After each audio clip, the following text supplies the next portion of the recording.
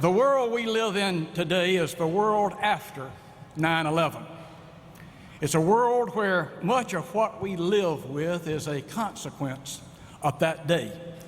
And it's going to be that way for a long, long time. I think deep down, we all knew that would be the case as the horror of that day unfolded before our eyes. In those moments, before we fully yet comprehended the significance of the attack, we still dreamed that world we were living in was a world in which we thought the worst of history was over. The wall had come down, the nuclear standoff had ended, the core freedoms of private property and free markets were taking root in the third world and even in communist China. We saw a world of promise where freedom and prosperity would peacefully displace tyranny and poverty as the light of freedom swept forth. And then that light flickered. All that history that we had almost forgotten came crashing back into our conscience. And in that moment, we all rediscovered those hard words spoken long ago by Plato. Only the dead have seen the end of war. A tragic fact is that much of the progress made in this world has depended upon some struggle somewhere of brave soldiers guarding the gates against the barbarians of their day.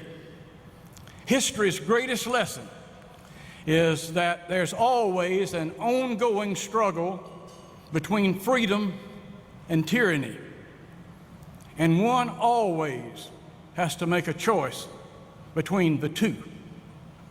And to vacillate or appease or put off is to make a choice.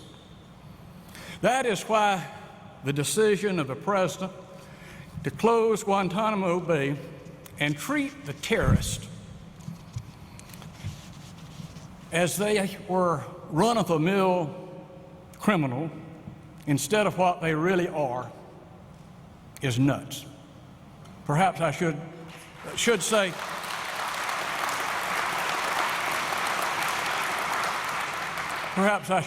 ill-advised or naive. Think about it. Today, the presumption of innocence for the average American traveler has been lost.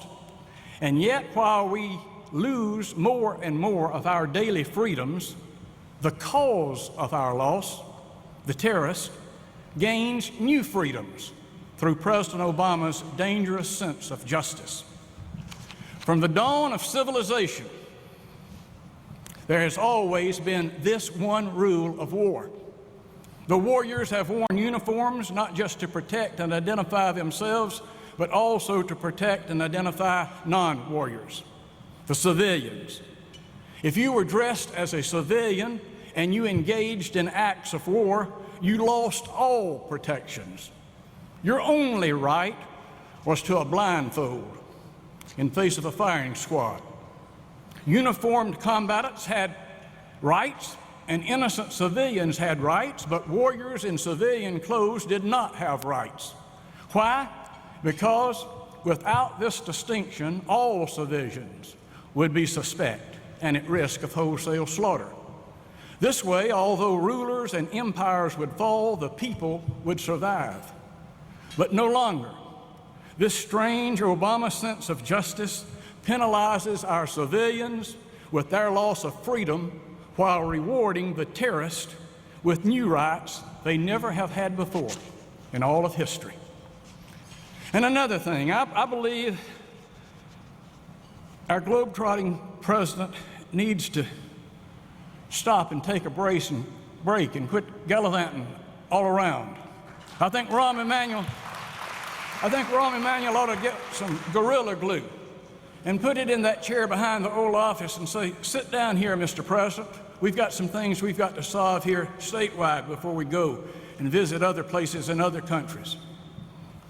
Now, I know that he can multitask, And I believe that there are multi-domestic tasks that he needs to be tasking on this side of the world. When Thomas Jefferson was president, he once proclaimed that eternal vigilance is the price of liberty.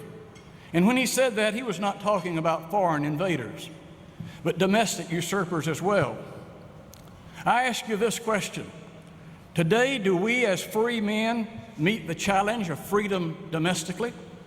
Or have we come to expect government to not only protect us, but to compensate us, regulate us, nurse us, bail us out, compensate us from all, and isolate us from all the challenges of freedom in the marketplace or in dealing with each other? Today, the government has even become our stockbroker, but we don't have a choice, and we don't know the cost of the stocks in which he invests our family's money. You see, taxes are not just a means of raising revenue. They are also a price. Income taxes are a price paid for working. Taxes on profits are a price paid for being successful in business. Taxes on capital gains are a price paid for taking risk. And when you lower the price of work, when you lower the price on success, when you lower the price on risk taking, then you tend to get more work, more success, and more risk taking. And those are what fuel the free market system that keeps us on the cutting edge of change and secures true economic prosperity for millions of Americans. For too long,